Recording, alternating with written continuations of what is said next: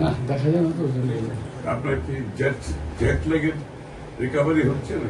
না, জেট ল্যাগের সমস্যা হচ্ছে না, আমার সমস্যা হচ্ছে পেইন। ওই যে দাঁড়ায় দাঁড়ায় দাঁড়ায় দাঁড়ায় মানে এই কয়েকদিনে মিলিয়ে গতকালকেও তো জিপের থেকে বাসে একটু ইজি হয়, দাঁড়িয়ে করা জিপিতে বসে মানে 3 দিনে 8 আওয়ার্স আমি হাত তুলেছি। আমরা হিসাব করতেছি, আমি তো আপনার বাসায় গিয়ে বুঝবো। আমরা বলতেছি আরেকটা ঝামেলা হচ্ছে আপনার, সেটা হলো সেই পরিবার অলমোস্ট এক পুরো শোল্ডার কিছুক্ষণ পরে আরেক ডানের পায়টা পুরো বাঁকা। এক পায়ে উঁচা হয়ে ছিল না। এক পায়ে উঁচা নিচে, তাতে হয়েছে কি আবার হ্যাঁ।